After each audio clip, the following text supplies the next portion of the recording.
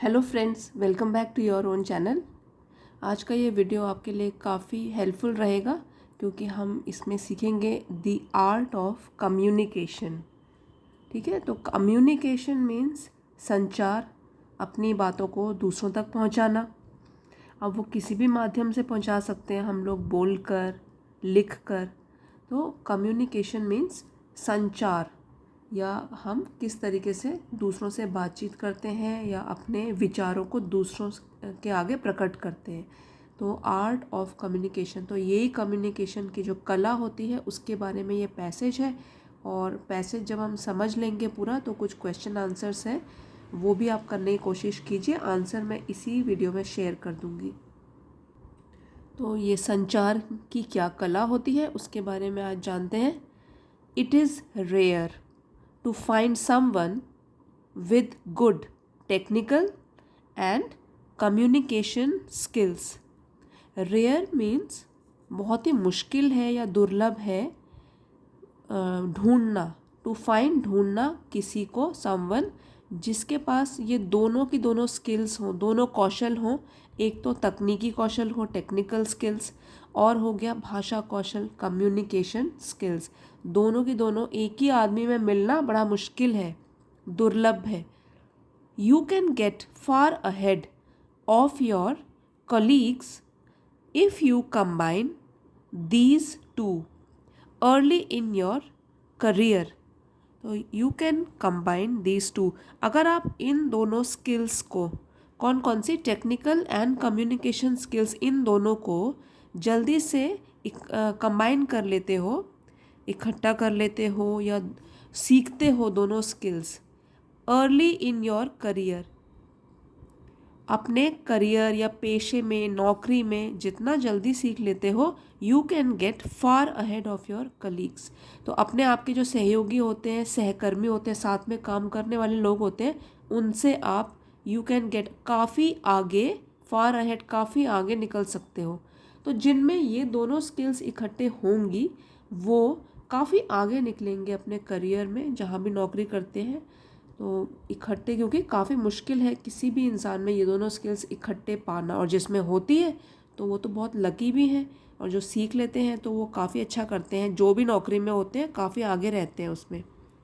People will जज, evaluate, promote और block you on the basis of your communication skills. जैसे आपने देखा ही होगा लोग किस तरीके से व्यवहार करते हैं, किस टाइप की आपकी खुद की पर्सनैलिटी है, उसके हिसाब से दूसरे लोग होते हैं आपको जज करेंगे, आपका मूल्यांकन करेंगे, आपको आंकेंगे, इवेलुएट, प्रमोट, बढ़ावा देंगे, हेल्प करेंगे आपकी, या तो आपको ब्लॉक कर देंगे।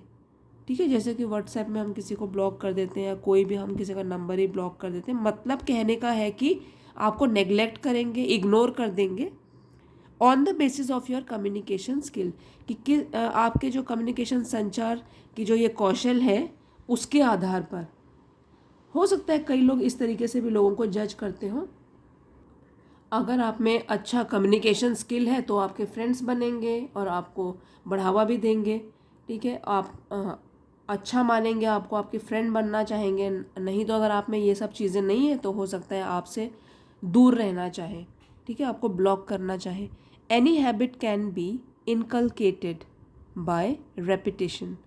कोई भी आदत कैन बी इनकलकेटेड, सीखी जा सकती है, बाय रेपिटेशन, बार बार दोबारा रिपीट करके, दोहरा के। और वो है कोई भी आदत। तो हम किसी भी आदत को सीख सकते हैं, हमारे ऊपर है कि हम सीखना चाहते हैं। बार बार दोहराएंगे तो क्यों नहीं हम सीख पाएंगे, वो ज़रूर सीख पाएंगे। Learn to observe great communicators. तो हमको क्या करना है, हमको सीखना है, लर्न टू ऑब्जर्व, निरीक्षण करना या देखना, ऑब्जर्व करना, बड़े बड़े जो कम्युनिकेटर्स हुए हैं, जो अच्छी तरीके से अपने बातों को कन्वे कर पाते हैं दूसरे लोगों के सामने, अच्छे कम्युनिकेटर्स होते हैं, उनको हम ध्यान से अगर ऑब्जर्व करें, कैसे बोलते हैं, कैसे कैसे मैनर्स होते हैं, उसमें क्या क्या चीज़ों का वो ध्यान रखते हैं, and adopt their styles and traits. तो एक तो है कि अगर उनको हम ऑब्जर्व करें, निरीक्षण करें, ध्यान दें उनकी बातों पर, और अपनाएं, अडॉप्ट अपनाएं उनके स्टाइल, उनकी शैली और उनके गुण लक्षण in both written and verbal forms. तो दोनों तरीके से अपनाने हैं, एक तो रिटन कि लिखित में और वर्बल बोलने के तरीके में, ये दोनों तरीके अपनाने हैं उनके। तो हम काफ़ी कुछ सीख सकते हैं और क्या कर सकते हैं, कोई भी हैबिट मतलब अच्छे कम्युनिकेटर हम खुद भी बन सकते हैं। The art of listening and learning from each and every interaction is another secret recipe. तो एक तो ये बता दिया कि हमको क्या करना है, बड़े बड़े कम्युनिकेटर्स जो होते हैं, जो अच्छे होते हैं बातचीत करने में, उनके बोलने के तरीके से क्या उनका स्टाइल है और क्या क्या गुण है, उन सब पे पहले ध्यान देना है। सेकंड है आर्ट ऑफ लिसनिंग, सुनने की कला, and learning from each and every interaction, और जो भी हमारा उनके साथ इंटरैक्शन होता है, हम एक दूसरे से जब बातचीत करते हैं, इज़ अनदर सीक्रेट रेसिपी। तो वो एक दूसरी सीक्रेट मतलब रहस्यमयी रेसिपी, वो रेसिपी है एक, जैसे कि खाने की रेसिपी होती है, तो उसी तरीके से एक रेसिपी है, वो सीक्रेट है वो भी, जो कि हमको हाँ सीक्रेट पता लग गया उसके बारे में। तो वो कौन सा है, आर्ट ऑफ लिसनिंग, ध्यान से किसी को सुनना और उसके बाद सुनकर याद रखना। From each and every interaction, interaction का मतलब होता है एक दूसरे पर प्रभाव। जब हम एक दूसरे से इंटरैक्ट करते हैं, बातचीत करते हैं और एक दूसरे के ऊपर प्रभाव छोड़ते हैं, कोई भी पॉजिटिव नेगेटिव, तो वो है पहले हम सुने एक दूसरे को। अब थर्ड चीज़ वो है develop the subconscious habit of listening to yourself as you speak. और एक और तरीका क्या है, डेवलप दी सबकॉन्शियस। तो ये सबकॉन्शियस का मतलब होता है आपके अंदर की जो चेतना है, उसको अवचेतन बोलते हैं। तो उसको जगाएं, उसको विकसित करें, डेवलप करें, हैबिट वो वाली आदत अपनाएं कि जब आप बोल रहे होते हैं तो अपने आप को सुनो भी। जैसे कि अभी मैं बोल रही हूँ तो मैं सुन भी रही हूँ अपने आप को, तो आप भी जब बोलते हो तो अपने आप को कोशिश करो कि आप अपने आप को सुन भी रहे हो। ये वाली हैबिट आप अपनाओ as you speak and know when to pause. और ये भी सीखो कि कब आपको बोलना है, कब आपको रुकना है, मतलब कब बोलते जाना है और कब आपको रुकना है, कब नहीं भी बोलना है। Learning what not to say is probably more important than learning what to say। ये जो लाइन है ये बहुत इम्पॉर्टेंट है और इसको आपको डीप अंडरस्टैंडिंग होनी बहुत ज़रूरी है। बहुत गहरी बात कह दी है यहाँ पे, कह रहे हैं कि लर्निंग व्हाट नॉट टू से, ये सीखना कि आपको क्या चीज़ नहीं कहनी है, ये शायद ज़्यादा इम्पॉर्टेंट है, ज़्यादा ज़रूरी है, बजाय कि ये सीखना कि क्या बोलना चाहिए। ठीक है, क्योंकि ये आपको हमेशा लाइफ में ये वाला लेसन काम आने वाला है। लर्निंग व्हाट नॉट टू से, ये सीखना कि आपको क्या नहीं कहना है, ये ज़्यादा ज़रूरी है बजाय इसके कि ये सीखना कि क्या कहना है। ठीक है, as your career develops you will realise that the wise speak less. अब जैसे आप नौकरी करते हैं, को जो भी आपका पेशा है, आप देखेंगे कि जैसे जैसे आप करियर में आगे बढ़ते जा रहे हो तो आपको समझ आएगा कि जो लोग बुद्धिमान होते हैं और जो भी थोड़े से वाइज लोग हैं वो लोग कम बोला करते हैं। क्योंकि ज़्यादा बोलना भी एक, ज़रूरत से ज़्यादा बोलना ये भी एक नेगेटिव ट्रेट माना जाता है, बिना मतलब का ज़्यादा बोलना। Speak when you have value to add, तो खासकर ये करियर के लिए बोला गया है, जहाँ आप नौकरी करते हैं उस टाइम उसके लिए बोला गया है कि बोलिए when you have value to add. सिर्फ तब बोलिए ज़्यादा कि अगर आप जो बोलना चाहते हैं उससे वैल्यू ऐड हो, जिसके ऊपर भी बातचीत की जा रही है, मतलब कि उसमें और मूल्य बढ़ जाए, जो भी बात हम बोल रहे हैं उस वो और वैल्यूएबल बन जाए और कीमती बन जाए और भी महत्वपूर्ण बन जाए, तो तब बोलो। एल्स रेफ्रेन, अदरवाइज नहीं तो चुप रहो, बचो ज़्यादा बोलने से। ठीक है, एल्स मीन्स नहीं तो, रेफ्रेन मीन्स बचो। Poorly worded emails with grammatical errors are acceptable between friends। तो जो भी अगर आपने ईमेल रखना है, जैसे कि ऑफिस के लिए, ऑफिस में फॉर्मल तरीके से आपको ईमेल लिखनी है। और अगर वो ढंग से ग्रामर एरर हो, उसमें ग्रामर रिलेटेड कुछ भी उसमें वो हो, गलतियाँ हो जाए, तो ये स्वीकार किया जा सकता है। आर एक्सेप्टेबल बिटवीन फ्रेंड, दोस्तों के बीच में तो उनको स्वीकार किया जा सकता है, चलता है, but they should be completely avoided. लेकिन ये सब चीज़ें जो आप गलतियाँ कर रहे हो, ये हमेशा दूर रहना चाहिए वाइल कम्युनिकेटिंग फॉर्मली। जब आप फॉर्मल तरीके से, औपचारिक तरीके से कोई कम्युनिकेट कर रहे हो, उस टाइम पे कोई गलती एक्सेप्ट नहीं की जाएगी, स्वीकार नहीं की जाएगी विद योर कलीग्स। तो चाहे वो आपके ऑफिस वाले साथ काम करने वाले लोग हों, उनके साथ ये आप अवॉइड करो, ठीक है, दूर रहो इन चीज़ों से। और वैसे भी जो भी चीज़ें इसमें बताई जा रही हैं कि किस तरीके से आपको सीखना है, वो है ही आपके करियर से रिलेटेड। जहाँ आप नौकरी करते हो वहाँ पे आपको कैसे बिहेव करना चाहिए। घर में तो हम सभी एक्सेप्ट कर लेते हैं, जैसे हम हैं हम वैसे ही रहते हैं, इनफॉर्मल तरीके से रहते हैं। लेकिन जब हम नौकरी करने में जाएं या कहीं फॉर्मल जगह में जाएं, तब हमको सब लोग जज कर रहे होते हैं कि ये कैसा है, कैसे बोलता है, कैसे उठता बैठता है। एक एक चीज़ हमारी क्या होती है, आंकी जाती है, इवैल्यूएट हो रहे होते हैं हम दूसरे की नज़रों के सामने। तो इसलिए हमको भी ध्यान रखना है कि हम सबसे अच्छा अपना जो है वो सेल्फ उनके आगे प्रदर्शन करें, बोलने में अच्छे हों, काम हमारा अच्छा हो। तो वही चीज़ बताई जा रही है इसमें कि फ्रेंड्स के साथ तो ठीक है, जो आपके अच्छे फ्रेंड्स हैं उनके सामने तो आप गलतियाँ करो, चाहे आप ईमेल जैसे मर्जी लिखो, ग्रामर एरर कर लो, उसमें गलतियाँ कर लो। लेकिन जब फॉर्मल तरीके से लिख रहे हो, ऑफिस में लिख रहे हो, स्कूल में लिख रहे हो, जहाँ भी आप काम करते हो वहाँ लिख रहे हो फॉर्मल तरीके से, तब तो आप बिल्कुल अवॉइड करोगे, दूर रहोगे गलतियाँ करने से। Avoid any communication in an, और एक और चीज़ है जहाँ आपको अवॉइड करना है, दूर रहना है किसी भी चीज़ से संचार करने में या अपनी बात किसी के आगे रखने में। वो कौन सी सिचुएशन है, इमोशनल स्टेट, जब आप भावुक होते हो तब कभी भी ज़्यादा बोले नहीं, क्योंकि उस टाइम क्या होता है, भावनाएं आपके कंट्रोल में नहीं होती। हो सकता है ऐसी बात कह दो बाद में पछताओ, ठीक है। As that is when you might say things you will regret later, क्योंकि ऐसी स्थिति में जब आप भावुक हो रखे होते हो, उस टाइम पे अगर आप ज़्यादा बोलते हो ज़रूरत से ज़्यादा, तो तब क्या होता है, हो सकता है मुँह से ऐसी चीज़ें निकल जाएं जिसके लिए बाद में पछताना पड़े। रिग्रेट मीन्स पछतावा बाद में, letter.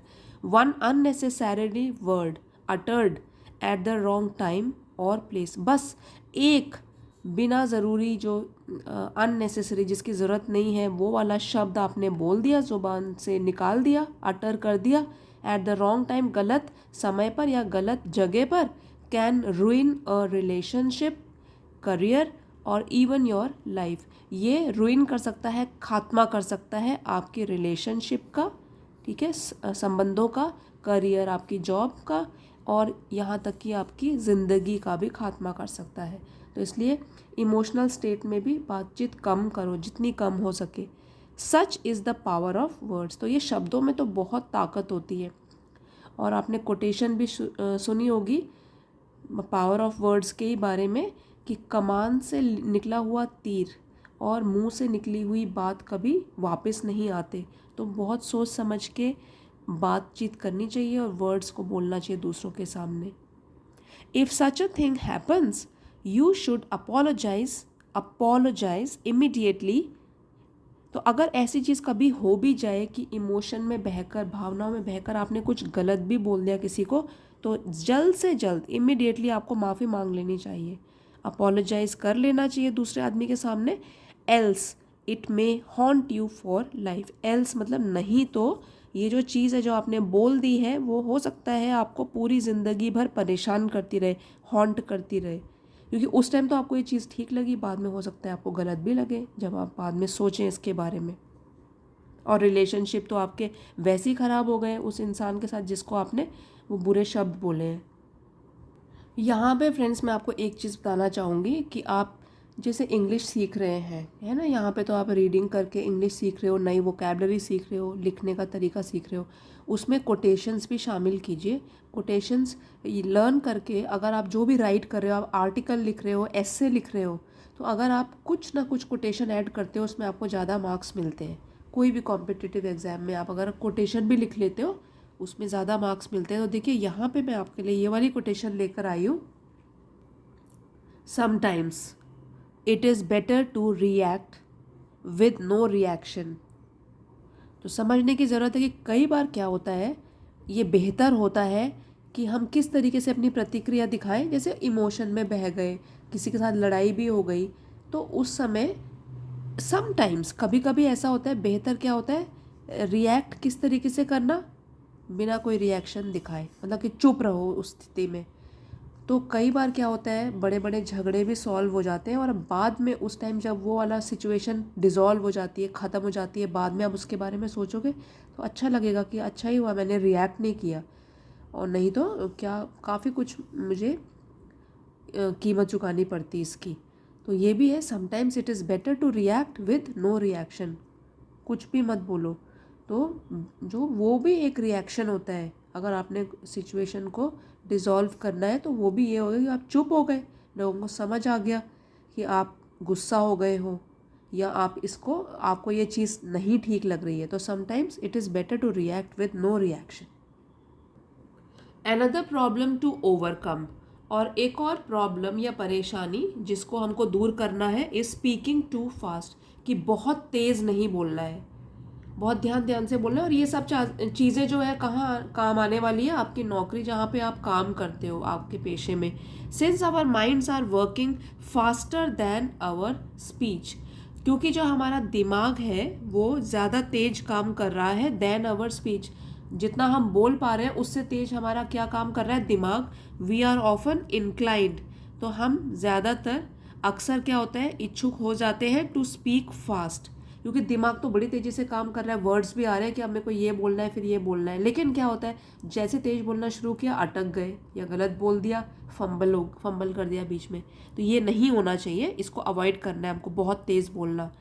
This does not necessarily mean, तो ज़रूरी नहीं है कि इसका मतलब हो that the person hearing it will comprehend it. तो इसका ज़रूरी मतलब नहीं है कि अगर हम तेज़ तेज़ बोल रहे हैं तो जो हमारी बात सुन रहा है उस टाइम पे, क्योंकि पहली बार सुन रहा है वो हमारी बातें, वो इसको कॉम्प्रीहेंड कर लेगा या इसको पूरी तरीके से समझ लेगा अगर हम बहुत तेज़ बोल रहे हैं। एट दैट स्पीड, उस स्पीड में जिसमें हम बोल रहे हैं। ऑन द कॉन्ट्ररी, इसके विपरीत, कॉन्ट्ररी इसके विपरीत, it is always the reverse, बल्कि क्या होता है इसका बिल्कुल उल्टा है। So slow down, think before you speak, तो इसलिए क्या है, स्लो डाउन, थोड़ा धीरे चलिए, और बोलने से पहले, बोलने से पहले हमेशा सोचिए, ठीक है, तभी अपने मुंह से शब्दों को निकालना है। अब ये है इन्वर्टेड कॉमास में लिखा हुआ है, इसका मतलब किसी ना किसी की बातों को कोट किया गया है, बताया है। When I get ready to speak to people, तो जब मैं रेडी होता हूँ, तैयार होता हूँ लोगों से बोलने के लिए, बातचीत करने के लिए, अब्राहम लिंकन सेड, तो अब्राहम लिंकन जो है वो यूएसए के प्रेसिडेंट थे, 16th प्रेसिडेंट। अब वो उनके शब्द हैं यहाँ पे जो इंक्लूड किए गए, काफ़ी कुछ हम सीख सकते हैं। क्या बोलते हैं वो, when I get ready to speak to people, जब मैं रेडी होता हूँ, तैयार होता हूँ लोगों से बातचीत करने के लिए, I spend 2/3 of the time thinking what they want to hear. तो जो भी मेरा समय होता है, जितना मैं स्पेंड करता हूँ, जैसे कि मैंने 1 घंटा स्पेंड किया, तो उस 1 घंटे का 2/3 हिस्सा मैं किस पर स्पेंड करता हूँ, सोचने में कि वो क्या सुनना चाहते हैं, what they want to hear, वो क्या सुनना चाहते हैं। एंड 1/3, और उसका 1 घंटे का 1/3 टाइम ये सोचने में कि मैं क्या बोलना चाहता हूँ, मतलब कि मैं जो बोलना चाहता हूँ उससे ज़्यादा मैं टाइम बिता रहा हूँ कि वो लोग क्या सुनना चाहते हैं, और तभी मेरी जो स्पीच होगी वो इफ़ेक्टिव होगी, लोगों के समझ में आएगी।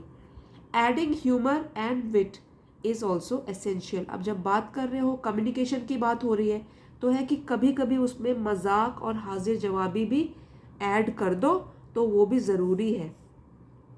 बिल्कुल ही सीरियस मत रखो अपनी बातों को, जब किसी के साथ बात कर रहे हो उसमें कभी कभी मजाक भी शामिल करें हम, तो एटमॉस्फेयर तो होता है थोड़ा हल्का बन जाता है।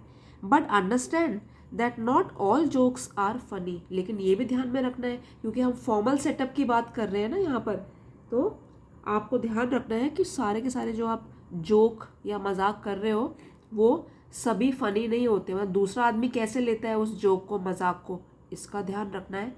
ऑब्जर्व सर्टेन बाउंड्रीज, अपनी सीमाओं का भी पालन करना है कि आप किस सेटअप में कौन सा जोक सुना रहे हो, ये भी ध्यान रखना है। ठीक है, तो ऑफिस है, स्कूल है, कॉलेज है, फॉर्मल तरीके से जैसे बड़े लोग भी बैठे हैं उस टाइम पे कौन से जोक सुना रहे हो, तो अपनी सीमाओं का पालन करो, ध्यान रखो कौन सी बात कहाँ कहनी है। Never say anything that could offend, और ऐसी चीज़ कभी मत कहो जो कि लोगों के दिल को ठेस पहुँचाए। Remember you are not a comedian, ये ध्यान रखना है कि हमको रोकना है अपने आप को। अगर हमको कोई जोक भी याद आ रहा है तो वो कोई टाइम नहीं है जोक सुनाने का। तो आप याद रखो कि आप एक हास्य कवि नहीं हो, हास्य अभिनेता नहीं हो। You must offend, who must offend as many people as you can. जो कि जैसे हास्य अभिनेता होता है वो क्या करता है, ज़्यादा से ज़्यादा लोगों को नाराज़ कर लेता है, जस्ट टू बी विटी, कि मजाकिया बनने के लिए वो ज़्यादा से ज़्यादा लोगों को ऐसी चीज़ें कह लेता है जिसमें वो नाराज़ हो जाए। लेकिन वो तो हास्य अभिनेता है, उसने तो आज बोल दिया कल चला गया, लेकिन आपने तो उसी जगह में काम करना है बाद में। ऐसी बात नहीं करनी है कि दूसरे के दिल को ठेस पहुँचे, और सीमाएं भी लांघनी नहीं है, सीमा में रहकर काम करना है। तो ये तो हमने पैसेज पढ़ा, आर्ट ऑफ कम्युनिकेशन। ठीक है, किस तरीके से हमको कम्युनिकेट करना है। आई होप पैसेज तो समझ में आया होगा। अब चलते हैं क्वेश्चन आंसर्स की तरफ। तो on the basis of your reading, जैसे आपने अभी रीडिंग करी उनके बेसिस पर आप आंसर कीजिए इनको। Why is it necessary to have good communication skill, क्यों ज़रूरी है लाइफ में अच्छी कम्युनिकेशन स्किल्स, बोलने के तरीके, मतलब जो आपकी बातचीत करने का स्किल है, कौशल है, वो क्यों ज़रूरी है। तो ये देखो पहले पैराग्राफ में ही हमको इसका आंसर मिल गया था। यहाँ पे आप अगर ढूंढोगे, क्योंकि क्या होता है, पीपल विल जज, evaluate, promote and block us on the basis of our communication skills. ठीक है, तो यहाँ पे आप इसका आंसर देख सकते हो। थोड़ा बहुत यहाँ पे चेंजेस लाने होते हैं इसमें, प्रोनाउंस जो है यहाँ पे। सेकेंड क्वेश्चन है हाउ, पहले का था वाई, क्यों, हाउ कैसे। How can communication skills be developed, कैसे विकसित हो सकती है कम्युनिकेशन स्किल्स। अब ये भी देखो फर्स्ट पैराग्राफ में था यहाँ पे, any habit can be inculcated, सीखी जा सकती है बाय रेपिटेशन, उसको दोहरा के। ठीक है, तो उसमें आप ये वाली लाइंस भी ऐड कर सकते हो कि हमको ऑब्जर्व करना है ग्रेट कम्युनिकेटर्स। यहाँ से आप इसका आंसर देख सकते हो, आप पॉज करके और पीछे वीडियो में जाके यहाँ से उसका आंसर लिख सकते हो। नेक्स्ट है what according to the writer, what क्या according to the writer should be avoided while communicating, क्या चीज़ हमको अवॉइड करनी चाहिए, दूर रहना चाहिए। इसमें तो 2-3 चीज़ें बताई थी। एक तो बताया था उन्होंने कि व्हाट नॉट टू से, कि क्या हमको नहीं बोलना है दूसरों के सामने। फिर है इमोशंस में बह के हमको उस टाइम पे बात नहीं करनी है, वो सेकंड। और थर्ड बोला था पुअरली वर्डेड ईमेल्स, मतलब गलत तरीके से या इनफॉर्मल तरीके से ईमेल्स लिखना या ऑफिस वाले लेटर्स लिखना, वो हमको अवॉइड करना चाहिए। फिर है what should you be careful about, आपको किस चीज़ का ध्यान रखना चाहिए when you are being humorous, जब आप मजाकिया बन रहे हो, ह्यूमरस, तो वो हमने अभी भी पढ़ा है। यहाँ है नॉट टू ऑफेंड, दूसरों को ठेस नहीं पहुँचानी, और not to cross the boundaries, to observe certain boundaries, ये इसका आंसर। सारे आंसर्स मिल जाते हैं अगर आपने ध्यान से पैसेज को समझ के पढ़ा हो। अब है synonym of to calculate the value of something as given in paragraph 1। To calculate the value of something, तो हमारा ये वाला वर्ड आया था उसमें, इवेल्युएट। द सिनोनिम का मतलब होता है सिमिलर मीनिंग वाला, समानार्थक शब्द। एक होता है एंटोनिम, विपरीत अर्थ वाला। तो एक है सिनोनिम ऑफ सिचुएशन वेयर 2 और more people communicate with each other as given in paragraph 1। तो इसमें ढूंढना पड़ेगा आपको, क्योंकि इसमें यहाँ चॉइस नहीं दी है, तो मैंने देखा है वहाँ पे ये वाला वर्ड आया था इंटरैक्ट आएगा, सिनोनिम है वो सिमिलर मीनिंग वाला। अब हमको एंटोनिम ढूंढना है, विपरीत अर्थ ऑफ बी प्लीज्ड। तो इसका है पैराग्राफ 2 में आंसर, बी प्लीज्ड, तो इसका होगा रिग्रेट। एंटोनिम विपरीत अर्थ। और एक और है एंटोनिम, किसका ढूंढना है, सीरियसनेस, पैराग्राफ 3। तो सीधे पैराग्राफ 3 में जाइए, वहाँ देखिए सीरियसनेस का उल्टा, तो सीरियस का उल्टा हो गया यहाँ पे विट या ह्यूमर। विट और ह्यूमर दोनों दिए थे शायद, दोनों इकट्ठे दिए हुए हैं, विट एंड ह्यूमर, ठीक है। तो ये आपका हो गया एंटोनिम, सीरियस का उल्टा हो गया विट। तो आई होप फ्रेंड्स आपको आज का वीडियो अच्छा लगा होगा और आपने सीखा होगा रीडिंग पैसेज में कैसे क्वेश्चन आंसर्स हम इसके आंसर्स निकालते हैं, और समझा भी होगा कुछ ना कुछ। तो अगर वीडियो पसंद आया है प्लीज़ लाइक शेयर सब्सक्राइब करना मत भूलिएगा, and see you next time. Thank you for watching.